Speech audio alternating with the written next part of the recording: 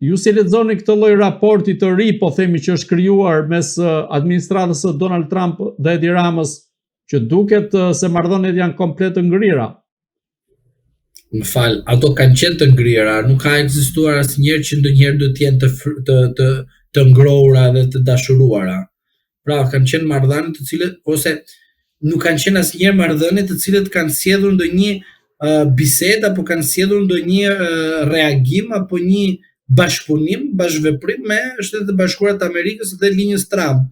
Unë kam thënë te ky vazhdimisht që lidhjet midis zotit Rama dhe zotit Trump janë jo të harruar, por nuk kanë ekzistuar. Dhe duhet të jemi realistë tek opinioni publik dhe të thënë të vërtetën. Ju do shikoni në të ardhmen që do shikoni disa veta këtu në Shqipëri të dalin me tabela amerikane dhe të thënë që unë vi nga X-i o ti Y. Pse? I përdor Rama që nesër të thotë shiko këtë akova unë ju mendoni se unë s'kam lidhje me Amerikën, zotëri ti ke humbur me Amerikën. Derisa nuk e shkuar në OKB, kur kanë shkuar gjithë kryeministët, derisa ti në dasmën e Alex Soros ke thënë që je në Amerikë, ndërkohë nuk e qenë në Amerikë. Mirë. Çfarë tregon për ty këtë gjë? Frikë. Dhe ti tani, për shkak se të frika të ka arritur majën, shko bën një shaka e tepruar që je kryeministër, nuk je në Shqipëri që e di që thu tallavathu dhe popull duke kërcy, këte duke i thënë që do të më jap atë tapinë dhe këte ja fut nga krau tjetër, ose i degeneron nga mesi deri në darkë, bullizon Partinë Demokratike, bullizon qytetarët, bullizon prokurorë, gjyqtarët, e për rastin e 6 Shtetorit mos flasim. Pra, administrata e Trump dhe amerikanët nuk janë shqiptarë vëlla. Mund të kenë lidhje me shqiptarë, por nuk janë shqiptarë. Kanë tjetër ato qasje me kushtetutën. Nuk janë si puna jon këtu që bëhet vegël Altin Dumani Parti Socialiste, thot ai nga Asambleja e Partisë Socialiste në fut Ilir Metën dhe Sali Berisha në burg, ky tjetri merr sepse mendon se Yuri Kim flet me hënën e presidentit amerikan. Kemi serioz në këtë vend. Zot Dumani ka bërë gabim fatal që ka arrestuar Sali Berishën dhe Ilir Metën atë formë. Duhet të ndërgjegjësohet edhe ato prokurorë që janë aty brenda. Të futen në realitetin, jo çdo njeri që merret edhe flet me amerikanët, duhet marrim ne këtu dhe ta bëjmë zbatim ligji. Se mund të jetë mashtrim publik. E pastaj kanoset ne çdo problem. Prandaj po them edhe rasti për zotin Rama ishte rast i pafalshëm dhe nuk falet nga Trumpi. E di pse nuk falet zotëri nga Trumpi. Trumpi tha diçka kur vdiq ai djali, kur e vran atë djalin në mënyrë të padrejtë. Jo se vrasja është e drejtë, e kupton, në mënyrë të padrejtë të tillë. Doli gruaja e tij dhe foli dhe tha, e fal autorin dhe kështu. Mbaroi fjalimin, po, erdhi ky presidenti. Tha, Trumpi, unë nuk e fal. Do më thosh dikush është vrasja. Jo, nuk ka rëndësi. Nuk e fal Ramën Trumpi as për fjalinë e famshme në CNN që tha Trumpi është rrezikshëm, as në fjalinë e tij që ka thënë intervistë tek Padona Axhiu mos gaboj, as në intervistat e mëkonshme që ka thënë përpara dhe pranë Hillary Clinton, edhe personave të tjerë amerikanë që vinë nga Partia Demokratike Amerikane. Pra, ju duhet ta dini shumë mirë. Po një moment, zotëri. Po një moment, po ka diçka, ju sollët një shembull që mund të jetë më periferik se sa rasti para pak ditëve ku Donald Trump priti kryeministrin australian në zyrën ovale, pra Antoni Albanese, dhe i tha një moment që prit pak, tha, këtu kemi një ambasador, tha, të australista i cili ka folur keq për mua apo jo. Dhe ai doli një moment afër gazetarëve dhe i tha po, ja ku është, dhe i tha ti ke folur keq për mua apo jo. Dhe mos harro tha se unë do t'i harroj gjëra të tilla, tha, dhe njerëzit të cilët flasin keq për mua.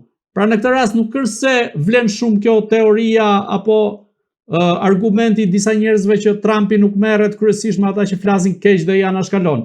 Pra është një politikan i cili piketon ata që flasin keq apo po themi kanë ato argumentet e tyre për to, dhe rasti edhe i Edi Ramës i cili e përdori në formën e talljes.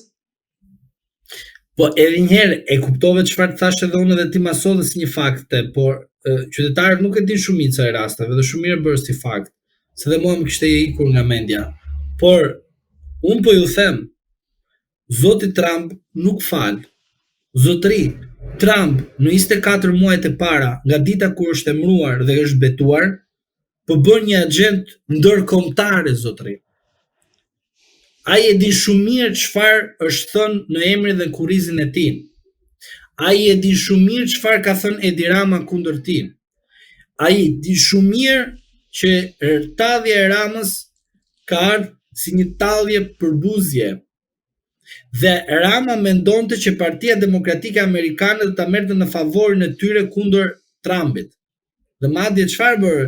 Një gazetë socialiste, mos gaboj kush është shkon nga e majta, e mori dhe vori artikullin e parë. Pra, e kupton në cilën situatë ndodhet zoti Rama në linjën Trump. Se linja Trump, zotëri, është linjë më e fortë se Departamenti Amerikan i Shtetit sot. Trumpi po bën një punë spektakolare në aspektin ndërkombëtar, që nesër kur të iki nga